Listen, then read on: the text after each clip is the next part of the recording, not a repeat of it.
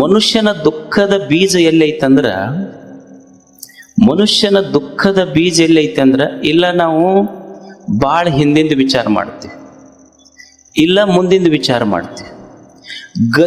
ಮನುಷ್ಯನಿಗೆ ಭಯ ಮತ್ತು ಶೋಕ ಇವೆರಡು ಶಬ್ದ ಕೇಳಿರಿ ನೀವು. ಭಯ ಶೋಕ, ಎಲ್ಲರಿಗೂ ಭಯ ಆಗೈತಿ, ಎಲ್ಲರಿಗೂ ಶೋಕ ಆಗೈತಿ. ಭಯ ಎಲ್ಲೈತಿ, ಶೋಕ ಎಲ್ಲೈತಿ ಅಂದ್ರ, ಭಯ ಎಲ್ಲಾಗುತ್ತಂದ್ರೆ ನಾಳೆಯ ಬಗ್ಗೆ ನಾವು ವಿಚಾರ ಮಾಡ್ತೀವಿ. ನಾಳೆ ನಾಡ್ದ ಮುಂದೆ ಏನಾಗುತ್ತೋ ಏನೋ ಗೊತ್ತಿಲ್ಲ ನಮಗೆ, ಭಯ.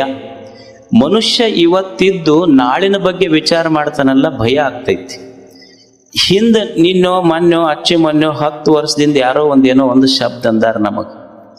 ಆ ಶಬ್ದ ಹಿಡ್ಕೊಂಡು ಇಂದು ವಿಚಾರ ಮಾಡಾಕತ್ತೀವಲ್ಲ, ಅಂದ 10 ವರ್ಷ ಆಗೈತಿ, ಶಬ್ದ ಹೋಗ್ಯಾವ, ಅಂದವರು ಹೋಗ್ಯಾರ. ಆದ್ರೆ ಇಂದು ತಲೆಯಾಗ ಕೂತ್ ಕಾಡಾಗ್ತೈತಲ್ಲ, ಇದರಿಂದ ದುಃಖ ಆಗ್ತೈತಿ, ಶೋಕ ಆಗ್ತೈತಿ. ನಿನ್ನೆಯೂ ಇಲ್ಲ, ನಾಳೆಯೂ ಇಲ್ಲ. ಯಾರೋ ಹಿಂದಂದಾರವ್ರು ತವ್ರ ಮನ್ಯಾಗ ಯಾರೋ ಒಂದೊಂದು ಶಬ್ದ ಅಂದಿರ್ತಾರೆ, ಏನೋ ಒಂದು ಶಬ್ದ ಅಂದಿರ್ತಾರೆ. ನೀವು ತಾಯಿ ಅಂದ್ರೆ ಈಗ ನಮ್ಮ ಅಣ್ಣನ ಹೆಣತಿ ಹಿಂಗ ಅಂದಿದ್ದಕ್ಕ ನಾ 10 ವರ್ಷ ಆತ್ ನೋಡು ತವ್ರ ಮನೆ ಹೊಸಲ ತೊಳ್ದಿಲ್ಲ. ಈ ಕೀಲಿ ಕುಂತ ಅಂತಿರ್ತಾಳ, ನಾ 10 ವರ್ಷ ಆತು ತವ್ರ ಮನೆ ಹೊಸಲ ತೊಳ್ದಿಲ್ಲ ಅಂತ ಈಕೆ ಅಂತಿರ್ತಾಳ. ಅವ್ರು ಅಂತಿರ್ತಾರ ಭಾಳ ಚಲೋ ಆತ 10 ಹೊಸ ಸೀರೆ ಉಳ್ದು ನಮ್ಮ ಅಂತ ಅವ್ರ ಅಂತಿರ್. ಅಂದ್ರೆ ಹಿಂದಿಂದ ನೆನೆಸ್ಕೊಂಡು ತಾಪ ಮಾಡ್ಕೊಂತೈತಿ, ಇಲ್ಲ ಮುಂದಿಂದ ಕಲ್ಪಿಸ್ಕೊಂಡು ತಾಪ ಮಾಡ್ತೈತಿ. ಅದಕ್ಕೆ yesterday is dead, tomorrow is not yet born, what you have with you is today. ನಿನ್ನೆ ಸತ್ತೈತಿ, ಇಲ್ಲ ಬರುದಿಲ್ಲ ಅದು. ನಾಳೆ ಹುಟ್ಟಿಲ್ಲ. ಸತ್ತ ನಿನ್ನೆಗಾಗಿ ಚಿಂತಿಸುವುದಕ್ಕಿಂತ, ಬರದೇ ಇರುವ ನಾಳೆಗಾಗಿ ಭಯ ಪಡುವುದಕ್ಕಿಂತ ದೇವ್ರು ಇವತ್ತೇನು ಕೊಟ್ಟಾನಲ್ಲ, ಇದನ್ನು ಅನುಭವಿಸೋರಿಗೆ ಸಂತರು ಅಂತ ಕರೀತಾರ. ಇದು ಸ್ವಾಧ್ಯಾಯ. ದೇವ್ರು ಏನು ಇವತ್ತು ಕೊಟ್ಟಾನಲ್ಲ, ಇದನ್ನು ಚಂದ ಇವತ್ತು ಬದುಕುವುದು.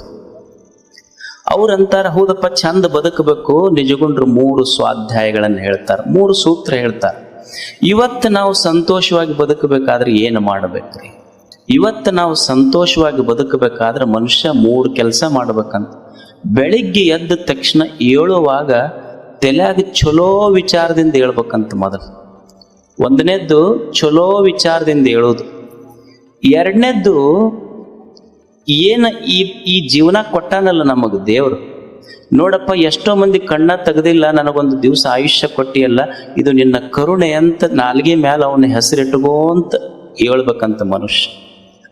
3ನೇದ್ದು ಮಂದಿ ಮಾತು ನಂಬೇಡ, ನಿನ್ನೊಳಗೆ ಶಕ್ತಿ ಐತಲ್ಲ, ನಿನ್ನ ಶಕ್ತಿಯನ್ನು ನಂಬಿ ಬದುಕುವುದು 3ನೇದ್ದು.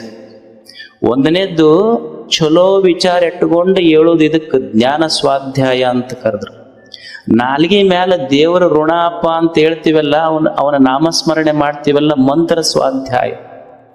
ಮತ್ತು ನಿನ್ನ ಬಗ್ಗೆ ನೀನು ನಿನ್ನ ಶಕ್ತಿಯ ಬಗ್ಗೆ don't under estimate your self.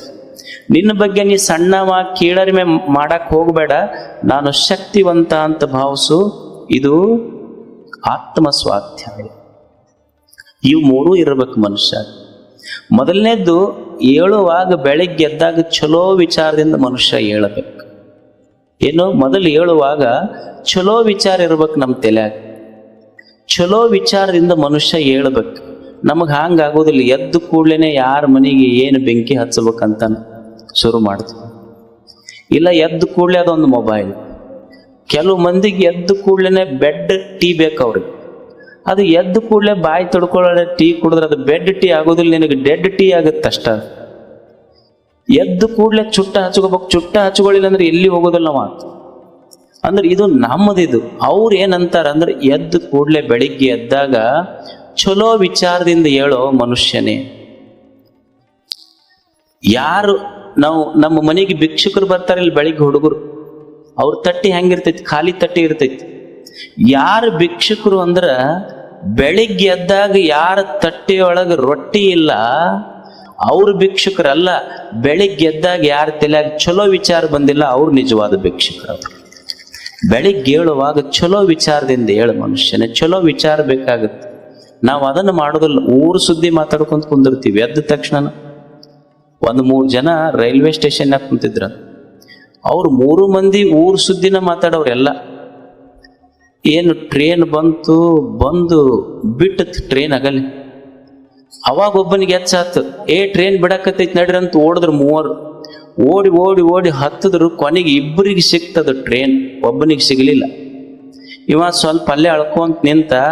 ಅವ ಕೂಲಿಗಳಿರ್ತಾರಲ್ಲ, ಅವ ಬಂದ, ಯಾಕ್ರಿ ಯಾಕೆ ಅಳಕತ್ತೀರಿ, ಯಾಕೆ ಅಳ್ತೀರಿ ಬಿಡ್ರಿ, ಕೊನೆಗೆ ನಿಮ್ಮ ಇಬ್ಬರು ಫ್ರೆಂಡ್ಸ್ಗರೆ ಸಿಕ್ತಲ್ ಟ್ರೈನ್, ಅವ್ರ ಹತ್ಕೊಂಡು ಹೋದ್ರಂತ. ಅವ ಅಂದ, ಇಲ್ಲೋ ಅವ್ರು ನನಗೆ ಕಳ್ಸಾಕ್ ಬಂದವ್ರು, ಹೋಗ್ಬೇಕಾದದ್ ನಾನಂತ. ಕಳ್ಸಾಕ್ ಬಂದವ್ರು ಹತ್ಕೊಂಡು ಹೋಗ್ಯಾರ, ಹೋಗ್ಬೇಕಾದವನಿಗೆ ಸಿಗಲಿಲ್ಲದ ಟ್ರೈನ್. ಅವಕರ ಗೊತ್ತಾಗಬಾರ್ದ ಇವನಿಗೆ ಹತ್ತಿಸ್ಬೇಕಂತ. ನಮ್ಮ ವಿಚಾರಗಳಲ್ಲಿ ಬೆಳಿಗ್ಗೆದ್ದು ಚಲೋ ವಿಚಾರ ಇರ್ಬೇಕು ತಲ್ಯಾಗ. ಒಬ್ಬ ಸಾಮಾನ್ಯನಿಗೂ ಮತ್ತು ಸಂತನಿಗೂ ಏನು ವ್ಯತ್ಯಾಸ ಅಂದ್ರ, ನಮಗೇನು ಶಾಸ್ತ್ರ ಓದಿ ತಿಳ್ಕೊಬೇಕಂತಿಲ್ಲ. ಯಾರಿಗೆ ದೊಡ್ಡವ್ರು ಅನ್ನಬೇಕು, ಯಾರಿಗೆ ಸಣ್ಣವ್ರು ಅನ್ನಬೇಕಂದ್ರೆ ಶಾಸ್ತ್ರ ಬೇಕಿಲ್ಲ. ನಿಮಗೊಂದು ಸ್ಮಾಲ್ ಕ್ಲಾರಿಫಿಕೇಶನ್ ಕೊಡ್ತೀನಿ ಅಷ್ಟೆ. ಏನ್ರಿ ಹೆಂಗ್ ಡಿಫ್ರೆನ್ಸಿಯೇಟ್ ಹೆಂಗ್ ಮಾಡೋದು, ಇವ್ರು ದೊಡ್ಡವರು, ಇವ್ರು ಸಣ್ಣವರು, ಇವ್ರು ಸಂತರು, ಸಾಮಾನ್ಯರು ಅಂತ ಹೆಂಗ್ ಡಿಫ್ರೆನ್ಸಿಯೇಟ್ ಮಾಡೋದ್ರಿಗೆ ಗೊತ್ತಿಡ್ಯೋದು ಹೆಂಗ ಅಂತ ತಿಳ್ಕೊಂಡ್ರ ಏನಿಲ್ಲ. ನಮ್ಮ ಕಾಲಾಗ ಬ್ರ್ಯಾಂಡೆಡ್ ಇರ್ತಾವ ಪಾದರಕ್ಷೆಗಳು, ಅವರು ಹಂಗಲ್ಲ. ಕಾಲಾಗ ಬ್ರ್ಯಾಂಡೆಡ್ ಹಾಕೊಂಡು ತಲಿ ಖಾಲಿ ಇರ್ತೈತಿ ನಮ್ಮದು. ಕಾಲಾಗ ಬ್ರ್ಯಾಂಡೆಡ್ ಪಾದರಕ್ಷೆ ಇರ್ತಾವ ನಮ್ಮ, ಅವರಿಗೆ ತಲೆಯಾಗ ಬ್ರ್ಯಾಂಡೆಡ್ ವಿಚಾರಗಳಿರ್ತಾವ, ಅವ್ರು ದೊಡ್ಡವ್ರು ಆಗ್ತಾರಷ್ಟೇ. ನಮ್ಮ ಕಾಲಾಗ ಬ್ರ್ಯಾಂಡೆಡ್ ಹಾಕೊಳಕ್ ವಿಚಾರ ಮಾಡಿವಿ, ಅವ್ರ ತಲೆಯಾಗ ಬ್ರ್ಯಾಂಡೆಡ್ ಇರ್ಬೇಕಂತಾರಷ್ಟೆ. ಅದಕ್ಕೆ ಮನುಷ್ಯ ವಿಚಾರ ಮಾಡುವುದು, ಇದು ಸ್ವಾಧ್ಯಾಯ. ಮೊದಲನೇದು ಎದ್ದ ತಕ್ಷಣ ಚಲೋ ವಿಚಾರಗಳಿಂದ ಏಳಪ್ಪ. ಎರಡನೇದ್ದೇನಂದ್ರ, ಎದ್ದೆಲ್ಲ ಒಂದು ಸ್ವಲ್ಪ ವಿಚಾರ ಮಾಡು. ನಿನಗೆ ಯಾರು ಜನ್ಮ ಕೊಟ್ರಲ್ಲ, ನಿನಗೆ ಯಾರು ಕಣ್ಣು ತೆಗಿಸಿ ನಿನ್ನ ತಟ್ಟಿಯೊಳಗೆ ಅನ್ನ ಇಟ್ಟನಲ್ಲ, ಅವನದೊಂದು ಸ್ವಲ್ಪ ನಾಮಸ್ಮರಣೆ ಮಾಡು. ಭಗವಂತನೇ ನನ್ನ ತಟ್ಟಿಯೊಳಗಿದ್ದ ಅನ್ನ, ಇದು ನಿನ್ನ ಋಣ ಅಂತ. ನನಗೆ ಕಣ್ಣು ತೆಗಿಸಿಯಲ್ಲ, ಇದು ನಿನ್ನ ಋಣ ಅಂತ. ಒಂದು ಸ್ವಲ್ಪ ಕಣ್ಣು ತೆಗಿಸಿಯಲ್ಲ, ಇದು ನಿನ್ನ ಋಣ ಅಂತ ನಾಲ್ಗೆ ಮ್ಯಾಲ ಅವಂದು ಬರಲಿ. ನೀವು ಅನ್ಬೋದು, ಅಲ್ರಿ ಯಾಕೆ ನೆನೆಸ್ಬೇಕು ದೇವ್ರನರ? ನಾವು ದುಡಿಯೋರು, ನಾವು ಬಿಡೋರು, ನಾವು ಎಲ್ಲ ಮಾಡೋರು, ನಾವು ಯಾಕೆ ಅವ್ನು ನೆನೆಸಿ ಯಾಕೆ ಉಣ್ಬೇಕು? ನಮ್ಮ ಹೊಲ, ನಮ್ಮ ಮನೆ, ನಾವು ಹೈನ ಉಣ್ಣಾಕತ್ತೀವಿ. ನಮ್ಮ ಆಕಳ ಹಾಲು ನಾವು ಉಣ್ಣಾಗ ನಾವ್ಯಾಕೆ ದೇವ್ರಿಗೆ ನೆನೆಸ್ಬೇಕು ಹೇಳ್ರಿ ಅಂತ ನೀವು ಅಂದ್ರ, ನೋಡಿ, ನೀವು ಆಕಳಿಗೆ ಏನು ಹಾಕಿರಿ? ಮುಸ್ರಿ ನೀರು ಕುಡಿಸಿರೋದಕ್ಕೆ. ಅಂದ್ರ ನಿಮ್ಮ ಮುಸ್ರಿ ನೀರು ಕುಡ್ದ ಆಕಳ ನಿಮಗೆ ಮುಸ್ರಿ ನೀರು ಕುಡಿಸಿರಿ. ಆದ್ರೆ ಮುಸ್ರಿ ನೀರು ಕುಡ್ದ ಆಕಳ, ನೀವು ಆಕಳ ತಟ್ಟ್ಯಾಗ ಮುಸ್ರಿ ನೀರು ಹಾಕಿರಿ. ಮುಸ್ರಿ ನೀರು ಕುಡ್ದ ಮೇಲೆ ಆಕಳ ನಿಮ್ಮ ತಟ್ಟ್ಯಾಗ ಹಾಲು ಹಾಕುವಂಗ ಮಾಡ್ದವ ಯಾರಿದನ್ನ?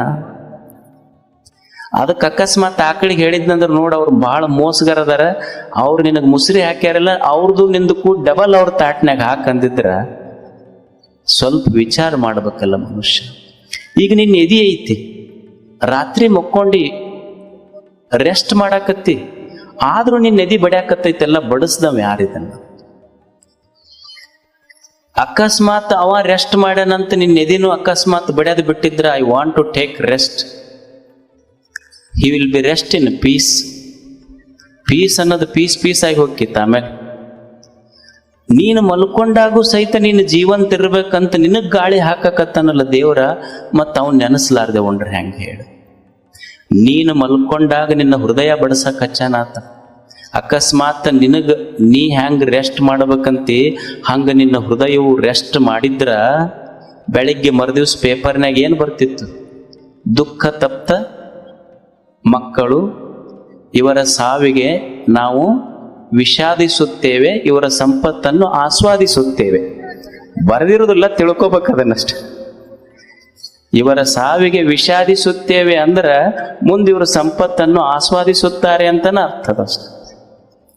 ಇಟ್ಟವ್ ಯಾರಲ್ಲ, ಒಂದಿಷ್ಟು ಮನುಷ್ಯನಿಗೆ ಋಣ ಬೇಕಾಗ್ತೈತಿ ಅಷ್ಟೆ.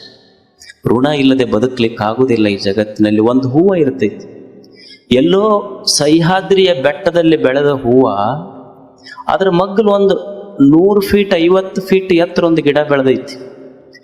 ದೇವರು ಒಂದು ಸಣ್ಣ ಬಳ್ಳಿ ಐತಿ, ಆ ಸಣ್ಣ ಬಳ್ಳ್ಯಾಗೂ ಒಂದು ಹೂ ಬೆಳೆದೈತಿ. ದೇವರು 100 ಫೀಟ್ ಎತ್ತರದ ಗಿಡಕ್ಕೆ ಎಷ್ಟು ಗಾಳಿ ನೀರು ಬೆಳಕು ಬೇಕೋ, ಇದು ಏನು ಸಣ್ಣದೈತಂತ ಲಕ್ಷ್ಯ ಮಾಡಿಲ್ಲ, ಅದಕ್ಕೂ ನೀರು ಗಾಳಿ ಕೊಟ್ಟು ಬೆಳಕು ಕೊಟ್ಟಾನತ್.